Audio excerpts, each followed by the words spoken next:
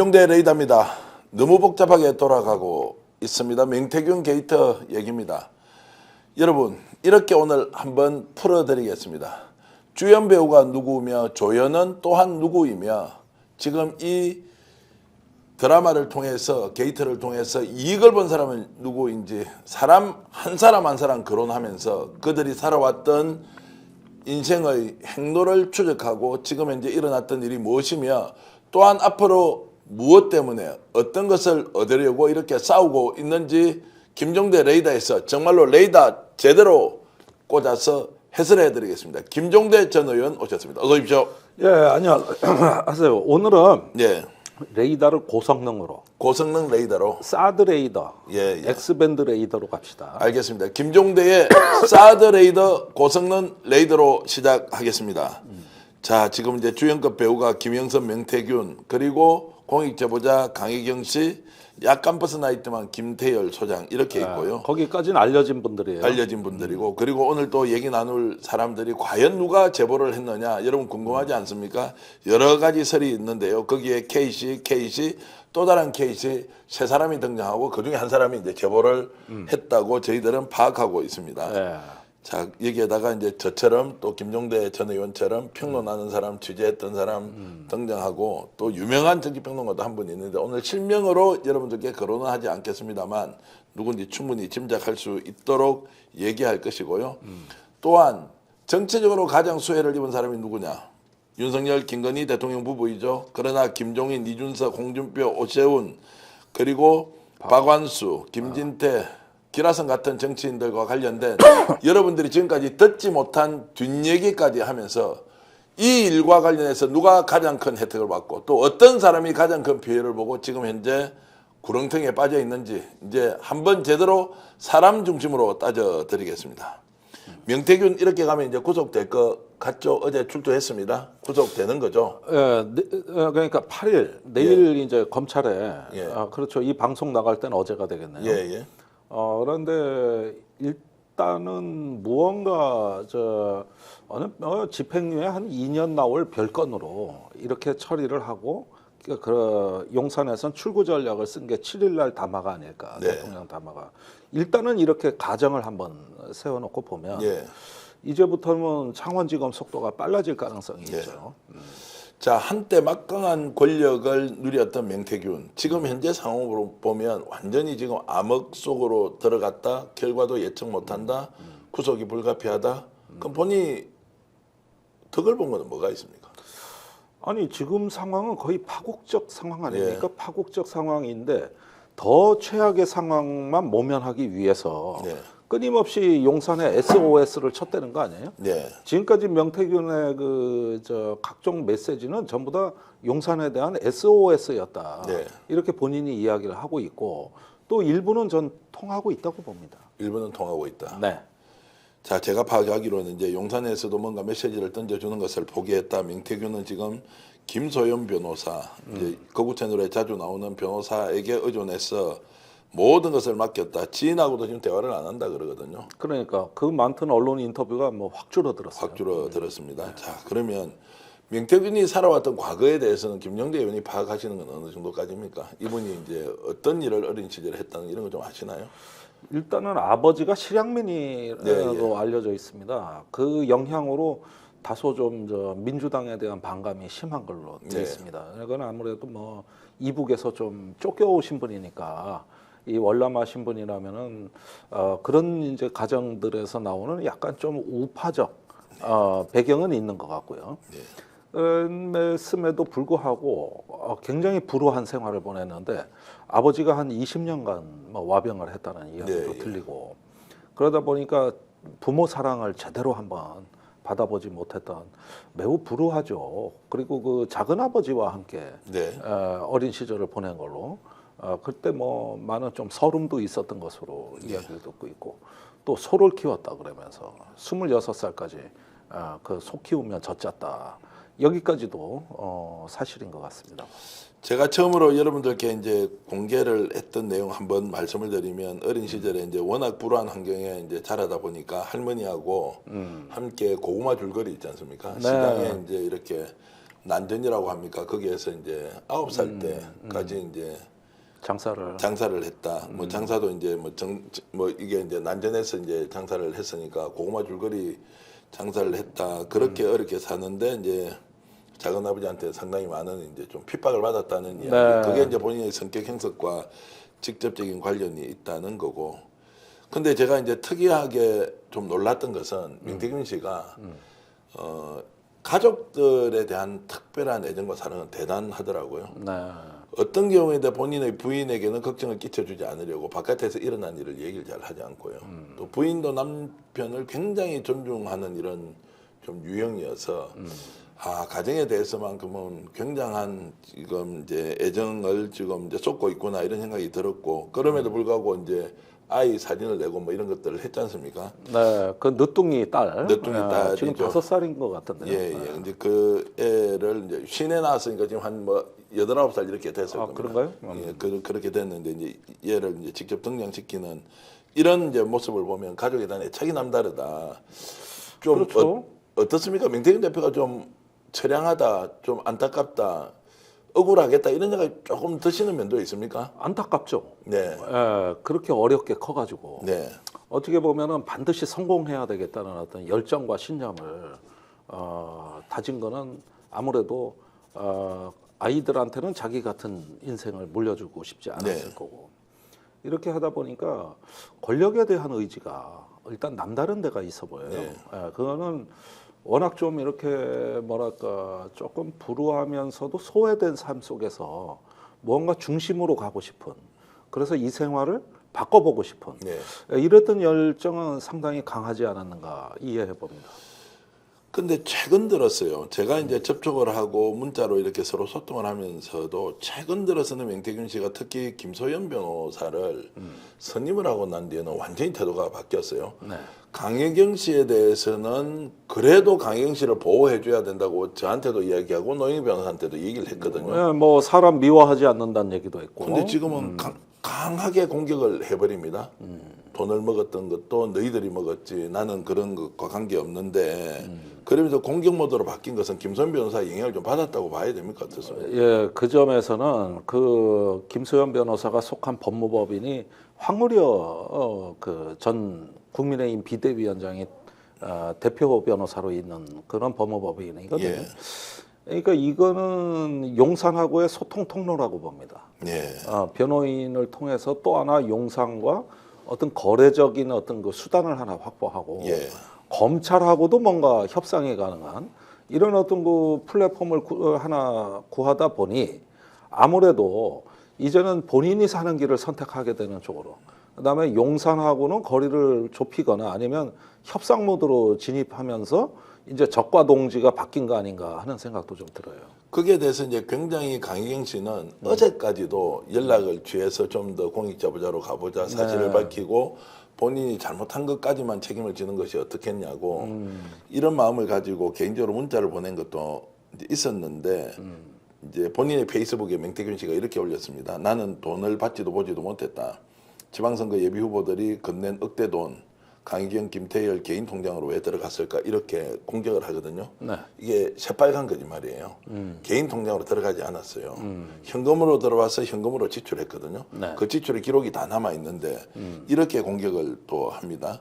그리고 자 이런 걸도 올렸는데 검찰 조사 13시간 받은 강희경 씨 이야기입니다. 강희경 씨를 두고는 김영선 명태균 진술 거짓말 퀘스천 난 아직 검찰 조사 받기 전 어떻게 거짓 진술을 하나 이러면서 당신이 검찰에 가서 했던 이야기 다 거짓말이다 라고 딱 일종의 가이드라인을 치고 들어간단 말이에요. 네.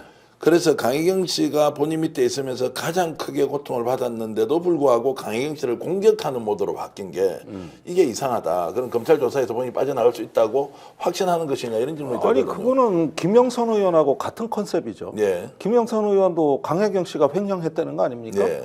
그리고 강혜경 씨가 자기 모르게 돈을 썼다는 거 아니에요? 네. 그러면서 완전히 돈 떼먹은 사람으로 만들어 버렸다고요. 예. 지금 똑같은 얘기예요. 예. 그러니까 가장 약한 고리를 설정하고 빠져나가겠다는 심사 같고 예.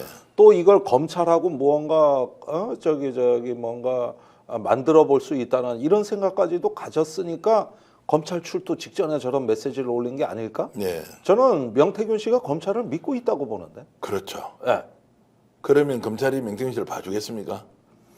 그거는 지금 저기 뭐 대통령 담화도 뭐 그 공천 개입한 거 없다 뭐 이런 쪽으로 나온 거 보니까 네. 제 생각에는 명태균 씨하고 윤 대통령 내외 사이에는 어떤 종전선언 비슷한 게 있었나? 예, 또 그 윤핵관을 통해 가지고 명태균이 성안으로 들어오도록 쪽문 하나를 열어주고 명태균은 거기 들어가서 밀실 협상을 뭔가 한 것이 아닌지 난 의심이 돼요. 이건 뭔가 이전에까지 그 어떤 당당한 호연지기가 온데간데 없이 이제는 살고자 하는 몸부림만 보여요. 그래서 강혜경 이제 씨를 이제 집중적으로 공격을 하는 모드로 바뀌었다. 그래서 제가 이제 크게 실망을 했죠. 명태균 씨 이러지 않았는데 제가 이제 두 차례 걸쳐서 통화를 장시간 할 때 그리고 문자를 주고 받았을 때 또 아주 가까운 지인들과 통화를 했을 때 명태균은 그래도 공익제보 쪽에서 서서 뭔가 하지 않을까 생각했는데 이제 마지막에는 살겠다고 강혜경을 공격하는데 그것은 이제 검찰에 대한 기대가 있는 것 같습니다. 어떤 기대냐?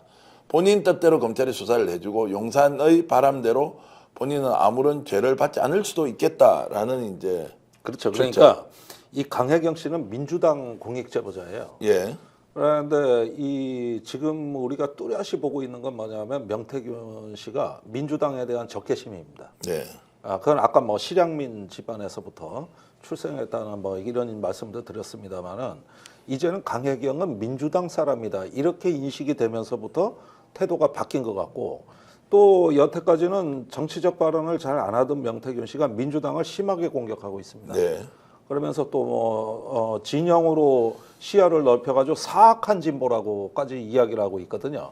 그러니까 절대로 그쪽 진영으로 넘어가지 않겠다. 그런데 이미 넘어간 공익제보자들은 뭐 가만 안 두겠다는 예.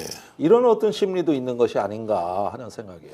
굉장히 이제 안타까움을 좀 넘어서서 야 이거는 정말로 더 이상 할 수 없는 발언도 했는데 명태균 씨가요. 강혜경 씨가 의붓 아버지 병원비 명목으로 2천만 원을 요구했다. 그리고 운전기사 김 씨는 비례대표 국회의원을 요구하며 협박했습니다. 이런 말까지 했단 말이에요. 자 그러면 이것도 아니, 사실 무근인데다가 제가 이제 취재를 해보면 아니 설령 아버지 아파서 돈 필요하다고 말을 했다 치더라도 그 앞에 접두사를 이렇게 쓸 수 있냐고요. 그랬다 하더라도 문제인데 그런데 저걸 저렇게 악의적으로 메시지를 포스팅했다는 뜻은 이건 뭐 강혜경 씨에 대해 가지고 돈만 아는 사람으로 몰아붙이겠다는 실제 사실도 아니고 이 2천만 원은 여러분들께 처음으로 말씀드리면 김영선 의원이 지속적으로 강혜경 씨 돈을 빌려서 썼던 게 있었고 본인이 그때 아버지 병원비가 필요해서 이 돈을 돌려달라고 돈을 돌려달라 해도 차일피일 미루고 있으니까 아버지 병원비가 필요합니다 돌려주세요라고 했는데도 결국 그 돈을 돌려주지 않았습니다. 그런데 이거를 별도로 요구를 했다고 하면서 강혜경 씨를 몰고 있는 이런 태도나 처사는 본인이 지금까지 보여줬던 아까 단어를 호연지기라고 썼지 않습니까? 여기에 너무 맞지 않다. 제가 계속 드는 기시감은 이런 겁니다. 극우 채널들이요. 특정한 사안을 가지고 후려칠 때 어떻게 합니까?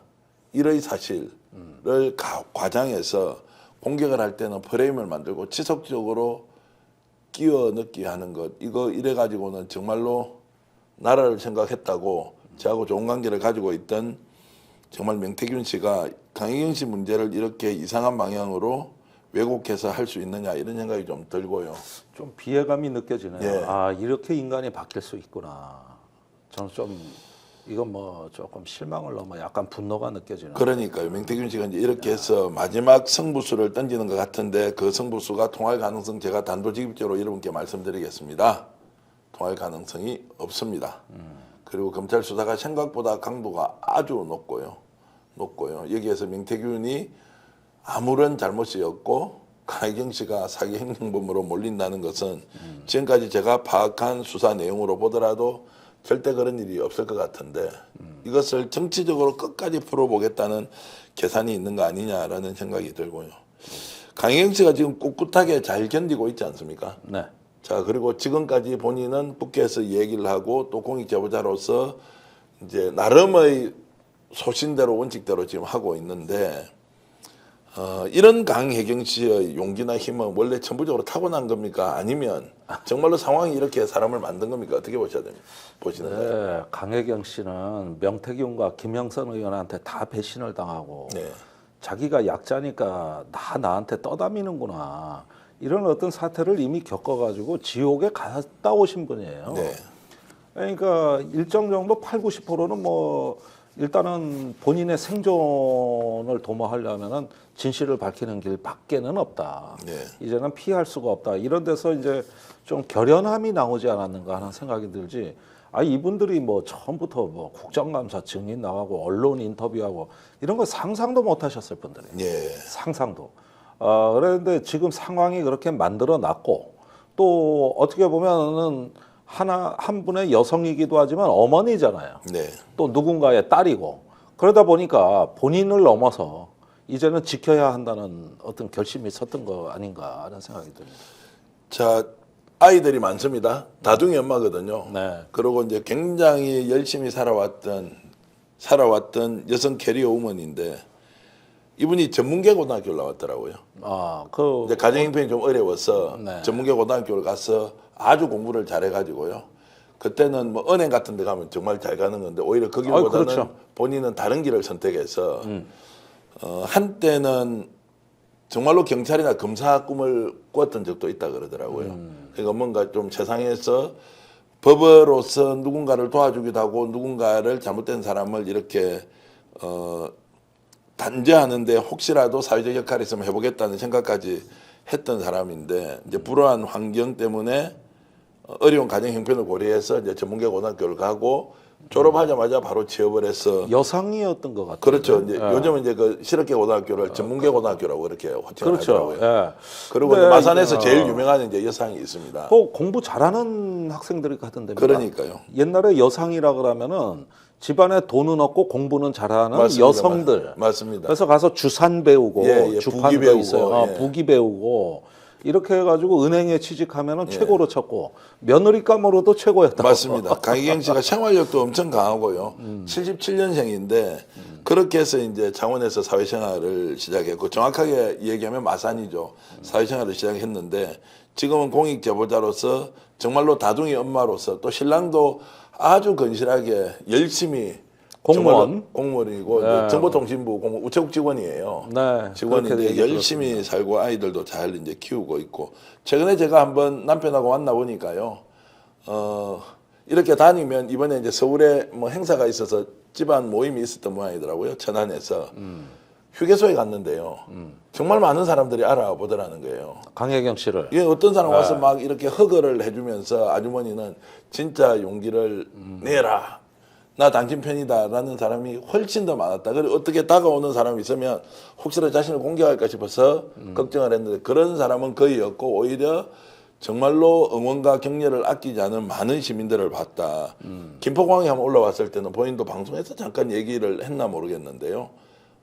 누가 와서 5만 원짜리를 주면서 끝까지 안 받는다고 하니까 반드시 택다고 와야 된다고 하면서 이렇게 그 돈을 자기가 간직하고 있다고 이제 할 정도로. 그 대단한 체험이죠. 예. 그거 한번 그렇게 따뜻함을 느끼면은 예. 사람이 달라진다고. 예.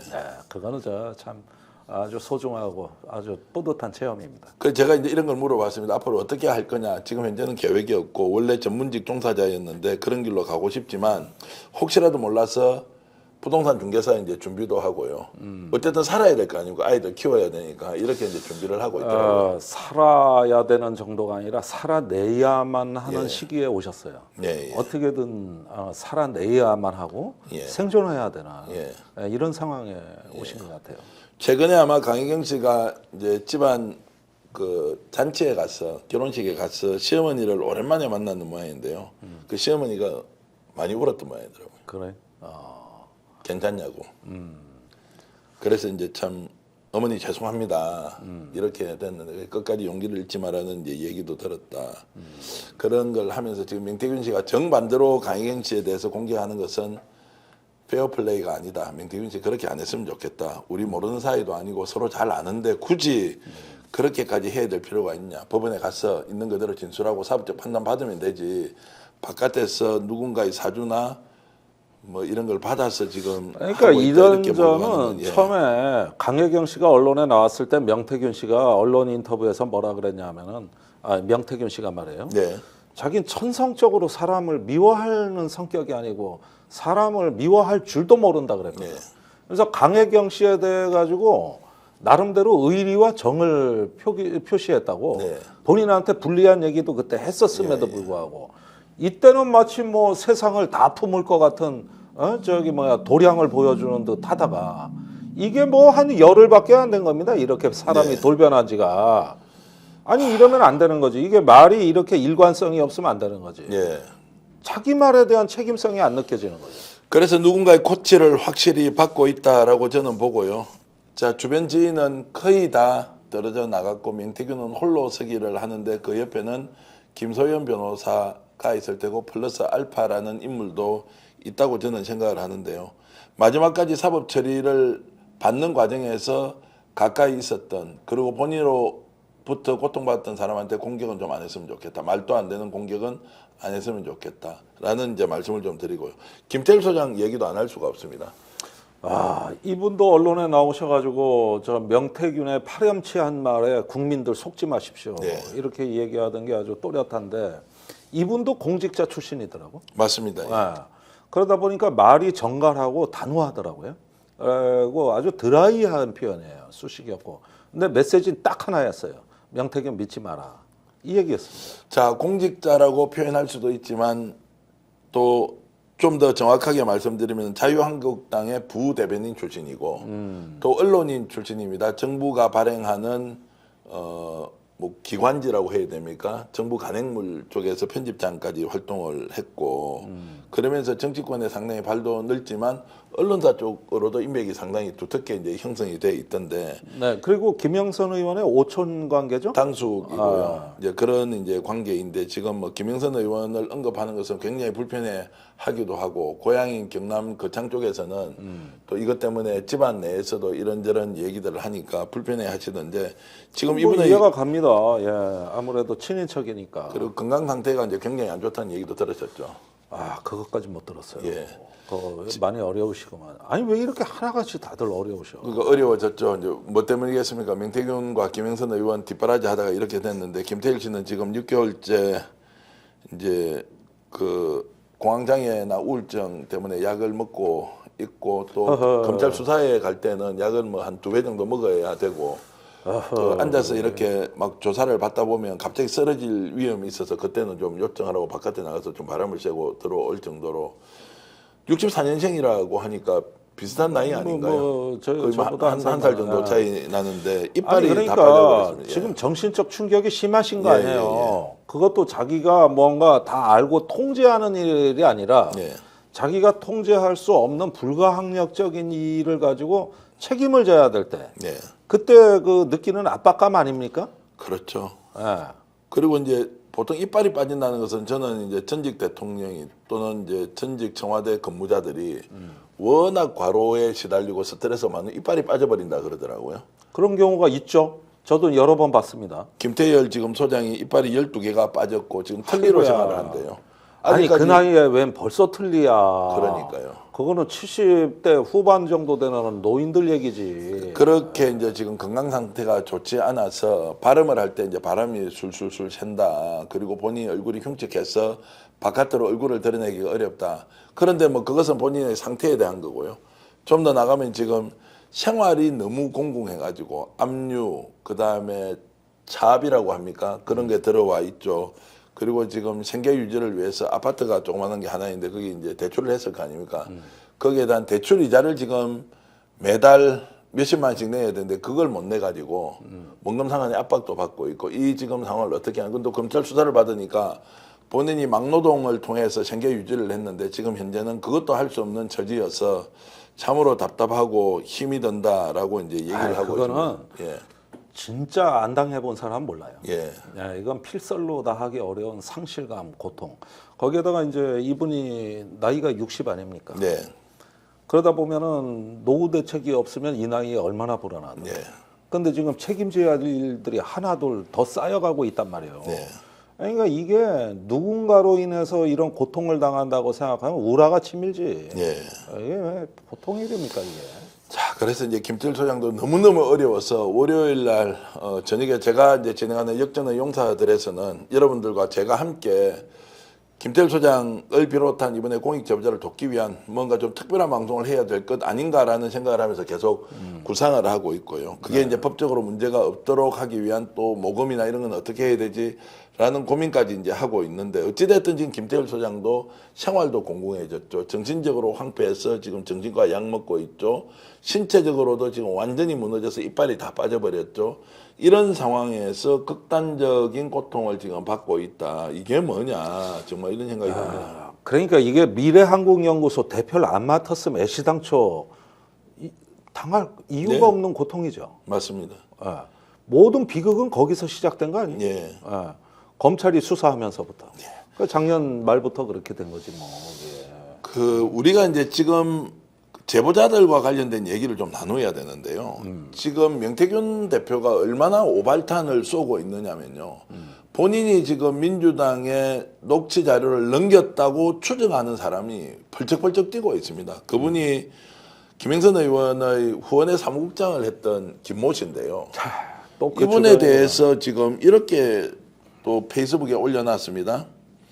자, 운전기사 김 씨는 비례대표 국회의원을 요구하며 협박했습니다. 이 말을 듣자마자 김모 씨가요. 격앙된 반응을 보이면서 와 정말로 이렇게 새빨간 거짓말을 할 수 있느냐. 내용 좀 설명 부연하겠습니다. 제가. 명태균 대표가 이 사람한테 뭐라고 했냐면 이것도 제가 방송에 처음 이야기를 하는데요. 너는 내 운전하고 이렇게 다니면 국정원 들어가는 건 아무것도 아니다. 국정원은 따놓은 낭상이고 네가 원하는 자리 어디든 갈 수 있다. 걱정하지 말고 일을 하라. 이렇게 정말로 말로 이 사람에게 뭔가 확신을 줬습니다. 그러면서 이 사람 앞에서 온갖 이야기를 이번에 1억 2천만 낸 사람 있죠. 경북 고령에서 군수 후보로 출마했던 1억 2천만 원 냈던 그 사람한테 아크로비스타 들어갔다 나올 때마다 전화해서 오늘 이 이야기를 들었고 내일은 이 일이 벌어질 거고 이제 내가 조금만 났으면 너는 뭐 그냥 무조건 공천공천 받는다. 이런 이야기를 수도 없이 이 김모 씨가 들었는데 이 사람한테 너는 국정원에 갈 수 있고 국회의원 나가면 공천도 받을 수 있고 이 말을 해서 아무런 대가 없이 운전만 해줬다는 거 아닙니까? 이분도 나름대로 대학 때 총학생회에서 간부를 했고요. 또 정치적 소신을 가지고 국민의힘 쪽에서 뭔가 해보려고 준비를 하고 있던 정치 지망생이었죠.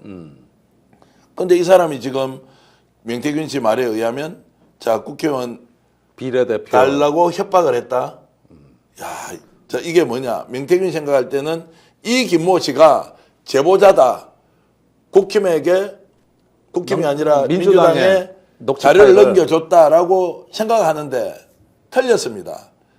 민주당에 제보를 한 사람은 이 사람이 아니에요. 그러니까 이 사람이 이제 벌쩍벌쩍 뛰는 거고 무슨 비례대표냐라고 해서 격앙된 분위기 반응을 지금 보이고 있습니다. 어떻게 지금 이 오발탄 쏘는 명태균을 이해를 해야 되겠습니까? 아니 그러면 처음에 명태균 씨가 그 녹취 파일 터지자마자 그 내가 고용했던 고용원 A 씨가 넘긴 거라고 지목을 한 사람이 이 사람이죠. 그렇죠. 아. 거기에서 그런데 이 생각이 사람이 펄쩍펄쩍 처음에 뛴 이유는 예. 나한테 한 푼도 안 줘놓고 무슨 고용이냐. 예. 고용이라고 했을 때는 뭔가 대가를 지불했을 때가 고용인데 네. 그렇게 고용된 적이 없다. 예. 그리고 어디서 뭐 봉투 받아오는 거 금일봉 같은 거 받아오는 것도 한 번도 나눠준 적이 없다. 예. 네가 뭘 고용했는데 나를. 이 얘기를 하신 그분이요 이분이. 맞습니다. 근데 이분이 제보자가 아닌 것은 100%로 제가 여러분들께 말씀드릴 수 있고요. 그리고 이제 또 다른 한 사람이 김영선 의원의 선임 비서관을 했던 또 김모 씨입니다. 공교롭게 성이 같은데요. 김이 많아요. 자, 이분이 제보를 했을 것이라고 명태균은 지목하지 않지만 주위 사람들이 자, 이 사람이 제보했을 것이다라고 하는데 그것도 제가 취재해 본 바로는 개연성이 매우 떨어지고 실제로 그렇지 않다. 근데 두 가지입니다.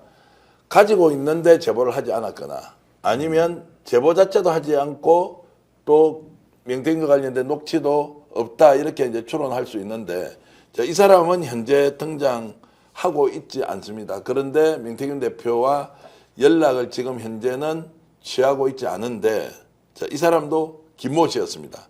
여기도 의심받고 있죠. 여기도 이제 의심받는 것은 명태균 대표 쪽이 아니라 명태균 주위에 있는 사람들이 만약에 제보를 했다면 또 다른 김모 씨가 한 거 아니냐라고 이제 추론을 하는데, 자, 이분은 지금 현재 언론 보도에는 등장하고 있지 않습니다.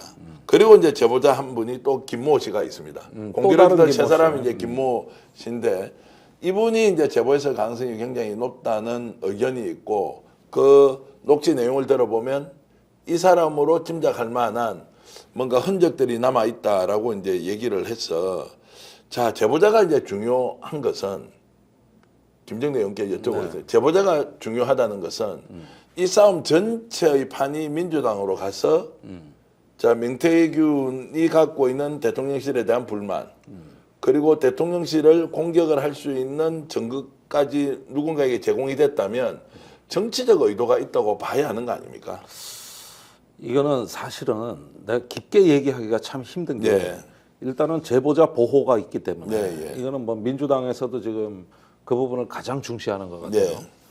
그래가지고 사실은 깊이 있게 얘기하기는 참 불편한데 예. 그런데 사실은 이 명태균의 본질을 보고 느꼈기 때문에 제보한 거거든요. 네.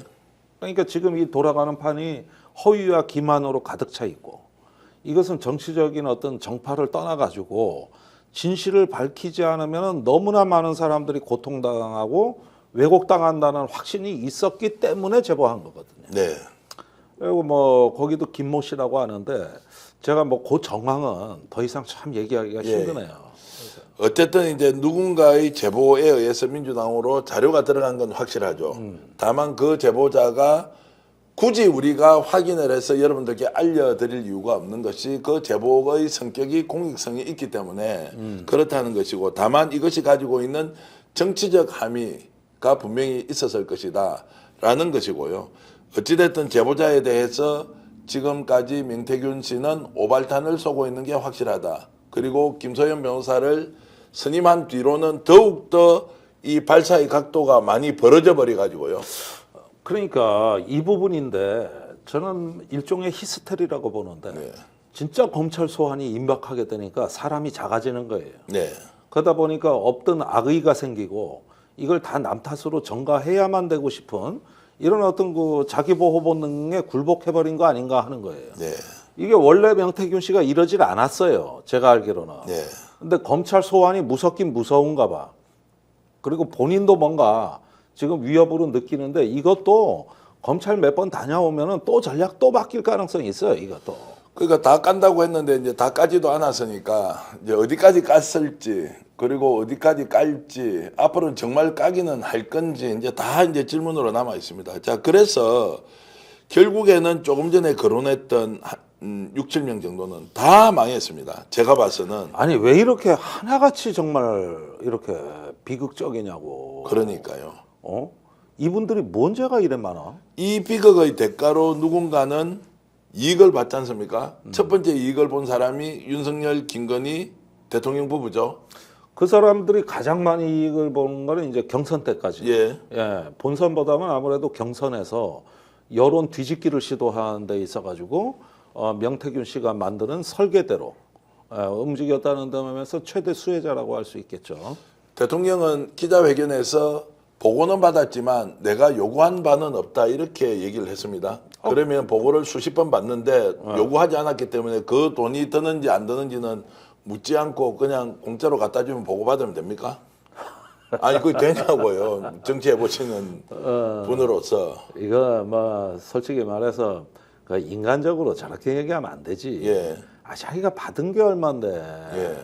그리고 뭐 저기 오늘 저 7일날 기자회견에서도 대통령이 아니 선거 때 도와주고 나 잘 되라고 한 사람들한테 어떻게 내가 그렇게 또 저기 뭐냐 딱 끊어버릴 수 있냐 이런 식으로 하는데 어쨌든지 간에 그 중에서도 가장 중심 인물이라는 거 선거 때 도움 받았다는 거 이거는 본인도 인정한 거잖아. 네. 예. 그 도움을 받는데 윤 대통령 스스로 기자회견에서 뭐라 그랬어요? 내가 정치를 몰라서. 예. 그래서 받은 도움이라는 거 아닙니까? 그래서 그러면 그거보다 더 큰 도움이 어디 있습니까? 그 도움 받아서 전화 한 통화로 네 도움 받았으니까 그냥 박절하게 대하기 어려워서 덕담만 했다. 공천 개입은 없었다. 이게 성립되는 얘기입니까? 불성립입니까? 뭡니까? 그러니까 이거는 뭐냐면은 저기 명태균 씨가 뭐 여론조사하고 뭐 하고 이런 걸 안 받았다는 얘기가 아니라 요구한 적 없다고. 네. 요구한 적 없는데 받은 거는 원래 뇌물이 그렇잖아요. 네. 대다수가 권력자가 누구한테 뇌물을 받을 때 얼마 상납해 이러지 않아도 알아서 갖다 주면 모르는 채 하고 받는 게 뇌물이잖아요. 예. 그러면 뇌물을 꼭 요구해야 뇌물입니까? 예. 아니 그건 뻔한 법을 잘 하시는 분이 왜 그래? 자, 그러면 오히려 기자회견 때문에 윤석열 대통령의 윤 대통령이 스스로 범법 사실에 대해서 시인을 했다 이렇게 해도 우리가 해석해도 되겠습니까? 그러니까 뭐 시인도 부인도 아닌 회색지대에 뭉그러뜨린 건데 예. 아니 법적인 얘기라고 담화를 할 때는 논리적인 엄밀성을 갖고 예. 문제가 선명하게 드러나야 되는데 저건 의혹이 더 커진 거예요. 저건. 더 커졌다. 이제 더 커진 거예요. 저건. 특검을 통해서 어디까지 밝히는지 여러분 지켜보기로 하고요. 제가 이제 명태균 대표와 아주 가까운 지인 가족 중에 한 분과 통화를 하니까요. 야, 김종인 이제 전 위원장에 대한 섭섭함이 보통이 아니더라고요. 최근 보니까 언론에서 또 나왔더라고요. 그 섭섭함을 표시를 한다는 얘기를 했는데 김종인 위원장도 뭐 지나치다가 한두 번 만난 사람 정도로 했는데 매일 아침에 전화를 했다는 거예요. 매일 아침에 보고받으면서 뭔가 논의를 했다. 아침에 일어나면 가장 먼저 모닝콜이라 그랬죠. 모닝콜이고 대통령도 아침에 통화를 했고 이런 사람들이 하나같이 지금 명태균과 거리를 두고 있는데 이것은 정치판에서는 어쩔 수 없는 현실입니까? 누군가 이렇게 어려워지면 모른 척하고 입 싹 닦는 게 관례인가요? 그러니까 일단 비는 피하고 보자. 예. 처음에는 그거였겠지. 거기까지는 명태균 씨도 뭐라고 안 했을 거야. 네. 그런데 이제 서서히 말이 바뀌어요. 김종인 씨 말도. 예. 내가 뭐 그런 사람 조언이나 듣는 사람이냐? 예. 이런 식으로 말이 바뀌는 거죠. 이때부터 갈라지고 금이 쩍쩍하기 시작한 거예요. 그래서 김종인 그 전 비대위원장도 언론 인터뷰를 너무 많이 했어. 예. 이게 심장에 바늘같이 꽂히더라. 명태균한테는 이게 어떻게 보면 신경줄을 건드려 놨는데 자기가 뭐 정치적 아버지라 그러지만은 명태균도 그 정도 이해심이나 복종심이 있는 건 아니라고. 네. 항상 보스와 설계자는 자기니까. 예. 그래서 이 부분은 제가 보기에는 어떤 그 김종인 비대위원장의 비겁함이라고 봅니다. 비겁합니다. 네, 비겁함이라고 봐요. 굳이 이야기를 할 필요가 있는가 저는 그런 생각이 들더라고요. 그냥 가만히 있지 굳이 나서서 이 사람 별거 아니다라고 하면서 아침마다 전화하고 그리고 지금 검찰 수사 과정을 보면 여론조사 공짜를 몇 회 해줬느냐 누구에게 보고했느냐 이런 것들이 다 지금 확인이 되고 있는데 이렇게까지 굳이 할 필요가 있느냐. 그리고 이제 홍준표 시장도 얘기하지 않을 수가 없습니다. 참 또 재밌는 양반 아니야? 공개 하나 재밌는 할까요? 양반. 작년입니다. 2023년요. 8월 23일이 명태균 대표의 생일이었습니다. 그날요. 홍준표 시장이 공무원을 시켜서 명태균 대표의 아파트에 직접 찾아와서 생일 선물을 줬다라는 얘기를 제가 들었습니다. 여기에 대해서 이렇다 저렇다 얘기하지 않는데 제가 여기서 수정을 좀 하겠습니다. 공무원인지 지인인지 제가 그걸 가져온 사람이 누군지는 알겠는데 이게 논란에 휩싸이지 않기 위해서 홍 시장이 과일 선물을 보냈다. 그런데 그게 너무 좋아가지고요. 그 사진을 찍어서 바깥에서 생일 잔치를 하고 있었습니다. 명 대표의 생일이니까 가족들이 식사를 했겠죠. 굳이 집으로 와서 이걸 받으라고 하니까 집에 가서 그 과일을 큰 상자에 보냈더라는 겁니다. 그게 좋아서 사진을 찍어서 가족끼리 홍 시장이 얼마나 우리 명 대표를 존중했으면 이런 선물까지 보냈겠느냐라고 하면서 주변 가족들에게 공유하면서 자랑을 했다는 이야기를 제가 들었는데요. 이것도 증거가 있어야 명예훼손에 안 걸립니까? 아니면 홍준표 시장이 제가 이 말씀을 드리는 게 홍 시장이 지금 명 대표와 관련된 얘기를 할 때 있잖아요. 네. 어떻게 합니까? 검찰 당당 쳐넣어라.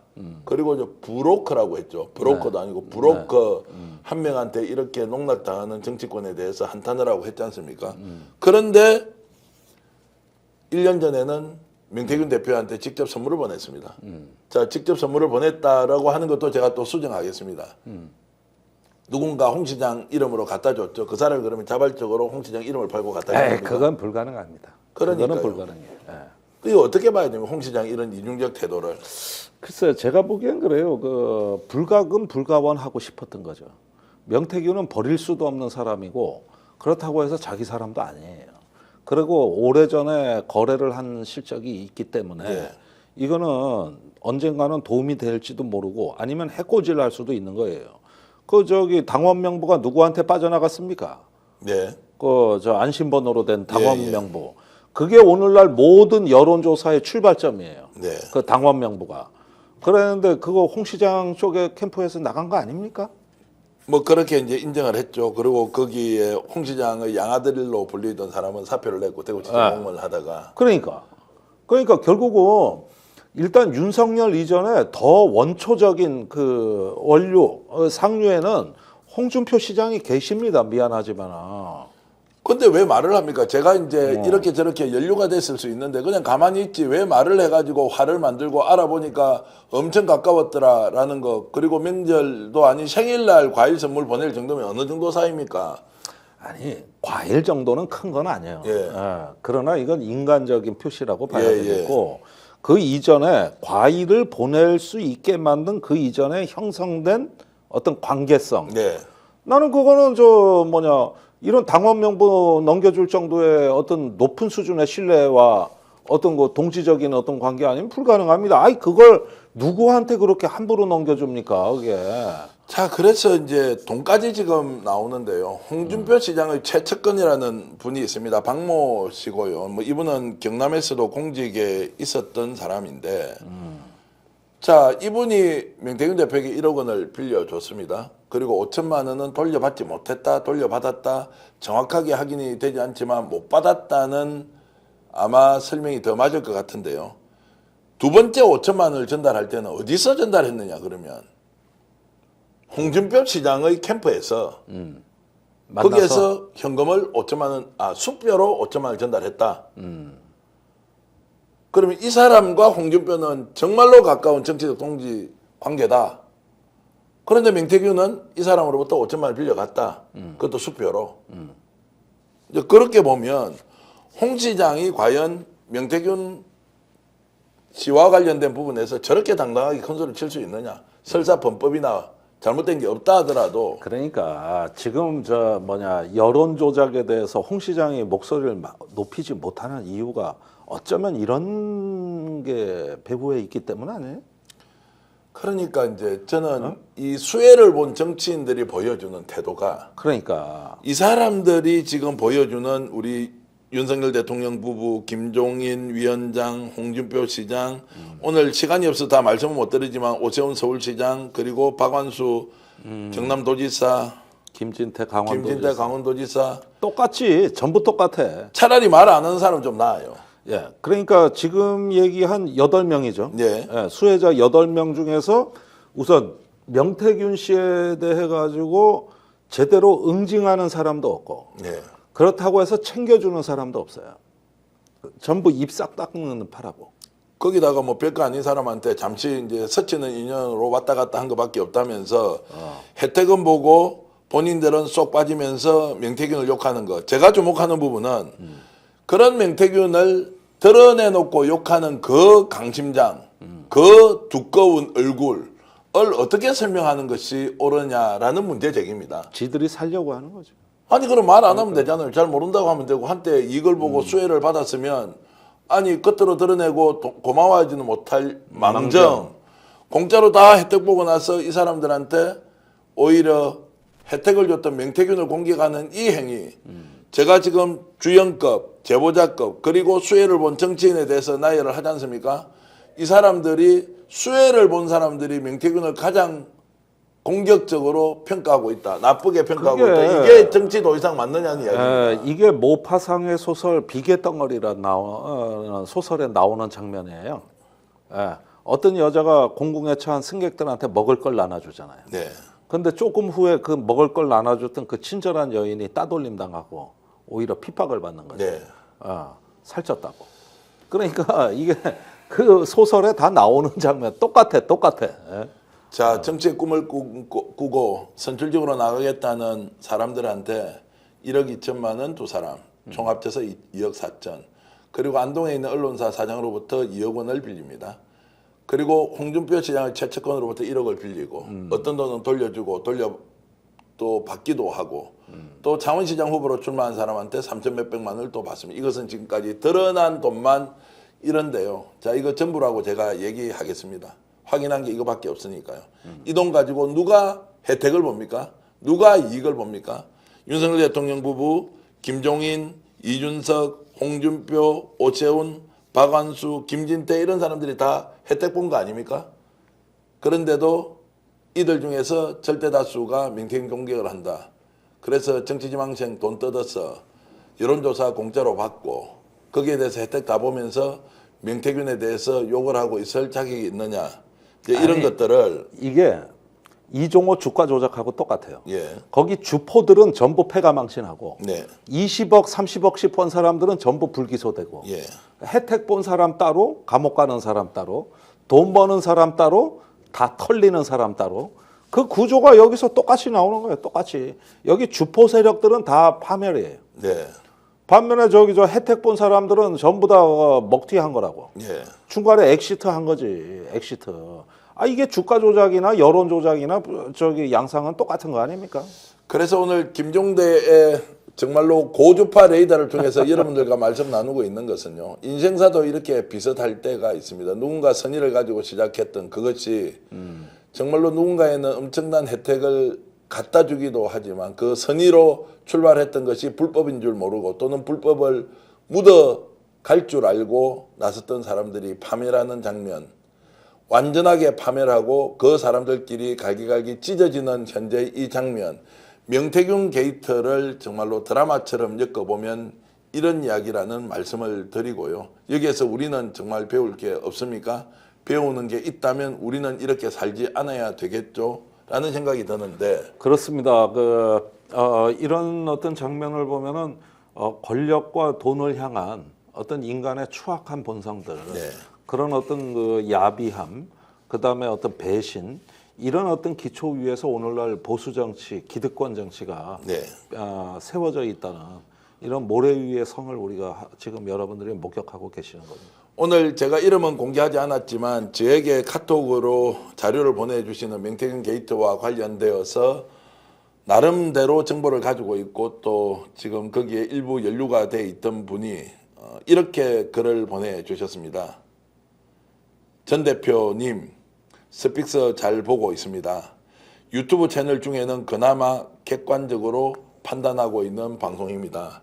이런 이야기를 주셨고 네. 우리는 누군가의 정치적 이익이 누구에게 특별하게 돌아가야 된다는 생각이 별로 없습니다. 사실에 접근하면서 그 사실이 진실로 확인되는 것들을 국민들에게 알려드리고 평가는 판단은 여러분들이 다 하시도록 하는데 지금 이렇게 제보가 들어와서 여러분들과 함께 얘기 나눌 수 있는 것, 그리고 지금 거론됐던 인물 중에 유명 정치인들 빼고 현장에서 이 일을 직접 목격했던 사람과 계속 취재를 이어갈 수 있는 것은 아마 스픽스가 가지고 있는 균형 감각 때문 아닌가라는 생각이 들고요.